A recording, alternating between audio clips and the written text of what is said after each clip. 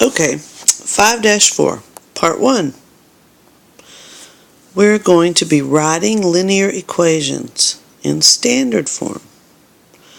Now, we talked about standard form, but not a lot because we went from standard form to slope-intercept form. So standard form looks like this. ax plus by equals c. So that means things like 2x plus 3y equals 7, or negative 5x plus negative 2y equals 9.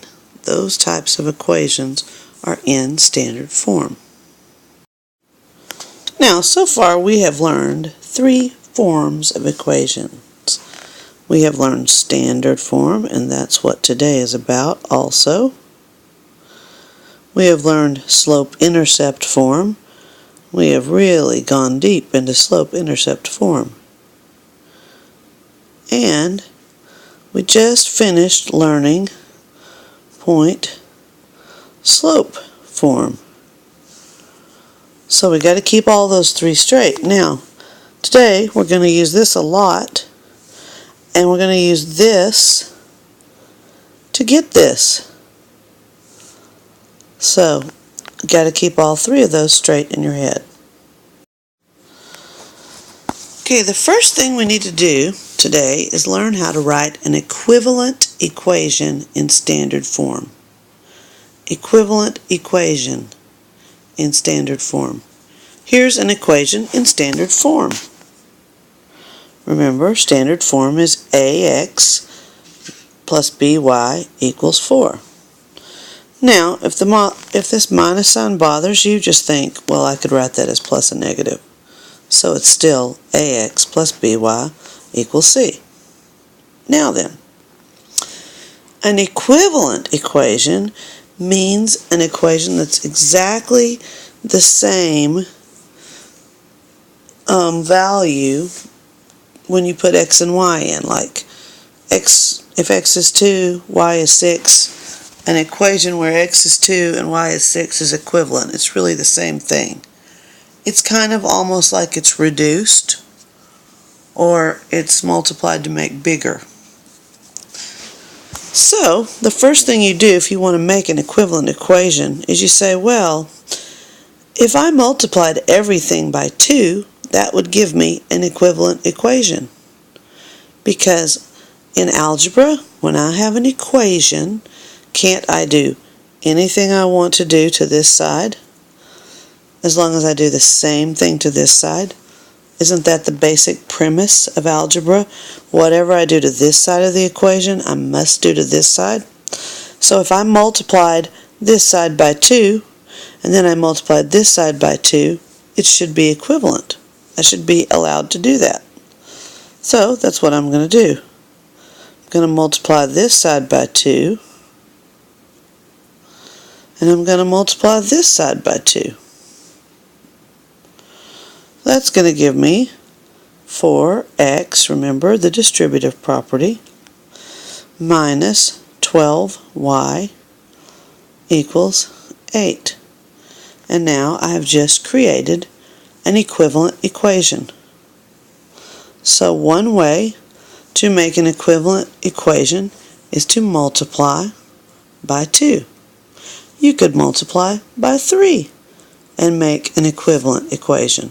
You could multiply by 4 and make an equivalent equation. That's one way to make an equivalent equation, is multiply everything by one number. Now, another way to make an equivalent equation is to divide everything by the same number. But you don't want to divide and get into fractions. It's really better if it's whole numbers.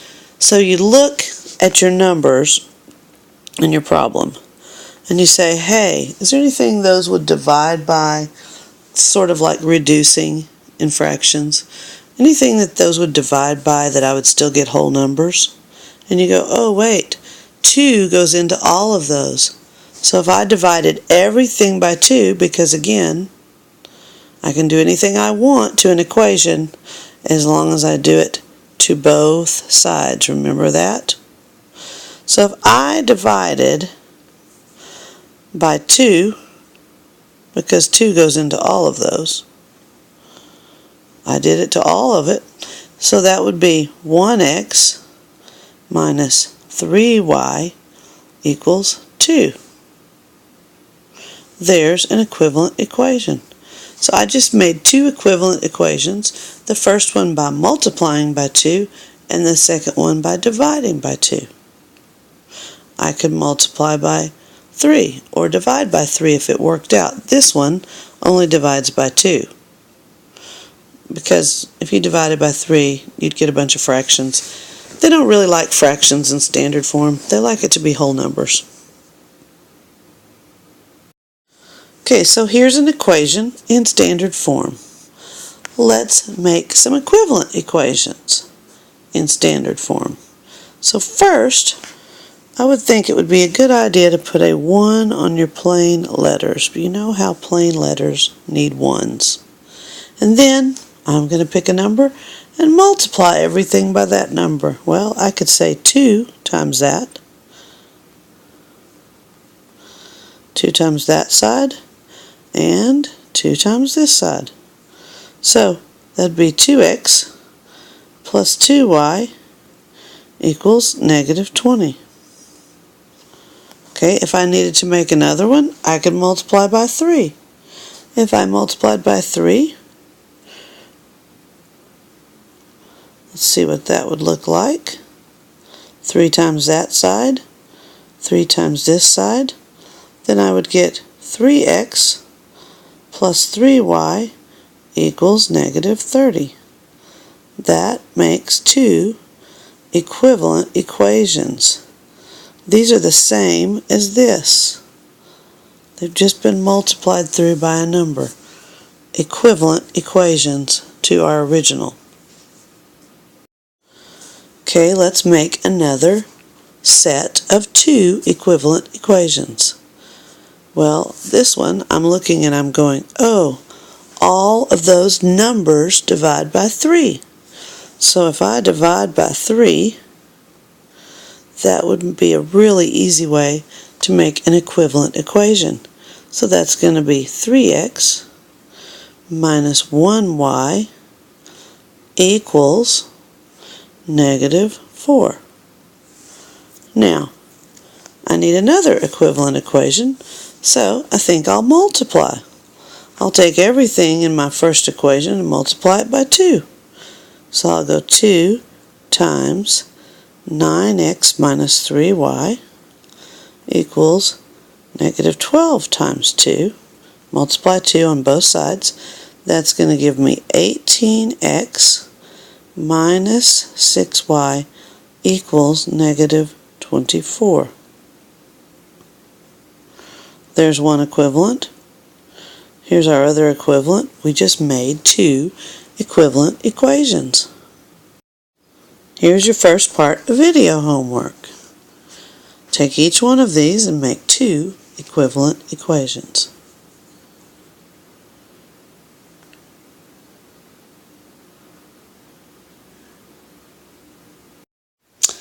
Okay, the book is going to ask you to write an equation in standard form with a point and a slope when they give you a point and a slope. Now, we've been writing equations with a point and a slope in slope-intercept form a lot. We've gotten really good at it.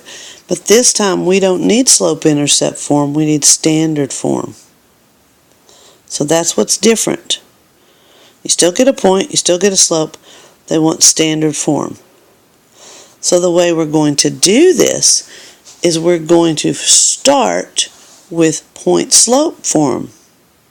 Remember, I told you we were going to use that to get to standard form.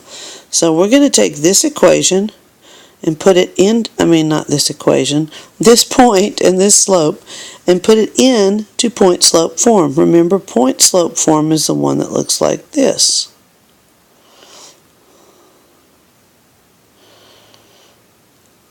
So we're going to take this form and put this point and this slope in. See, there's our slope. And remember, our point is x1, y1. So we're just going to substitute those in, and then we'll see what to do next.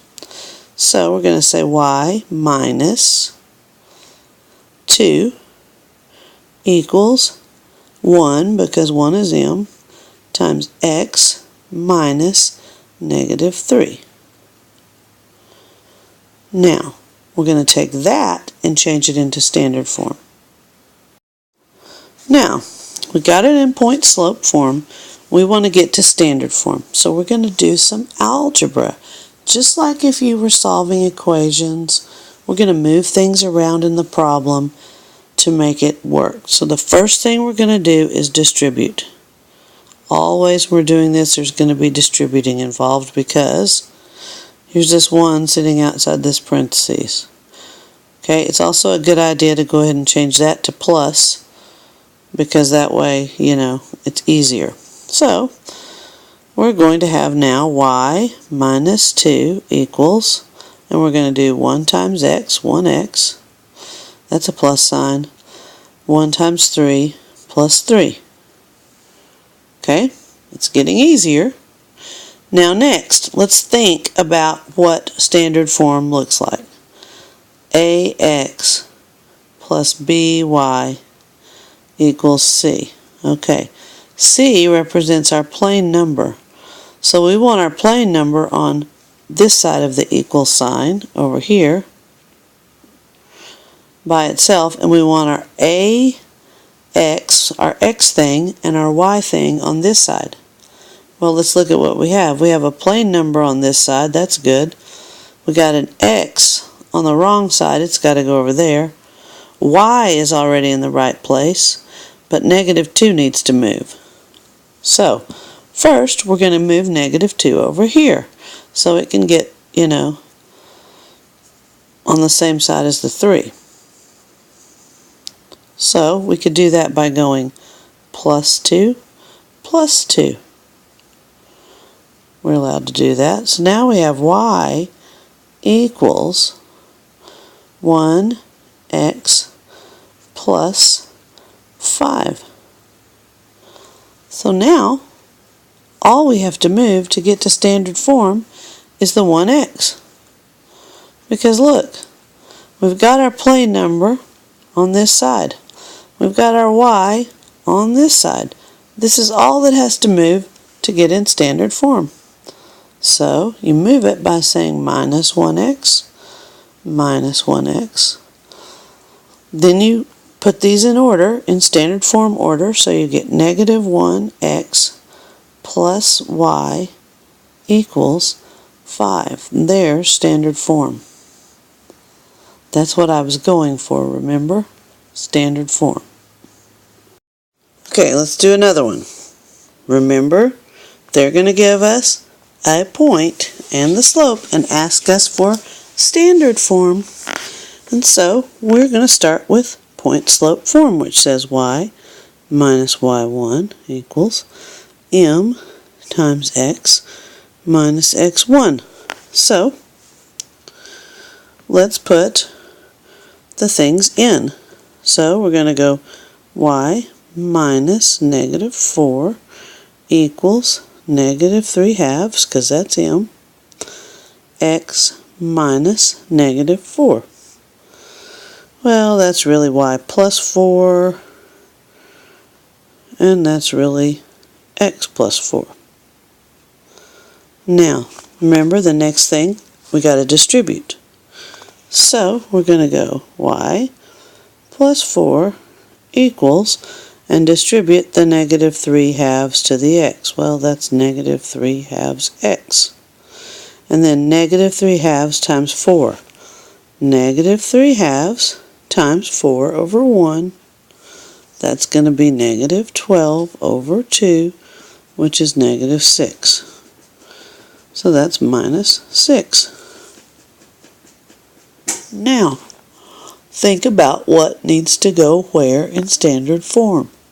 Remember, standard form is ax plus by, equals, not plus, that's equals c. So, we've already got our negative 6 on the right side. Our negative 3/2 x needs to go to the other side. Y is on the right side, but 4 is not. So remember, we're going to start by saying minus 4, minus 4. So minus 4 minus 4, that's going to give us y equals negative 3/2 x minus 10. Now, we got our 10 on the right side, our y's on the right side, the x needs to move. So plus 3/2 x plus 3/2 x. So that's going to be 3 over 2x plus y equals negative 10. And now we are in standard form. Okay, here's your last part of video homework. You're going to take this point and this slope and write an equation in standard form. Remember, you're going to start with point-slope form, and then you're going to use algebra to get to standard form. Have a lovely evening.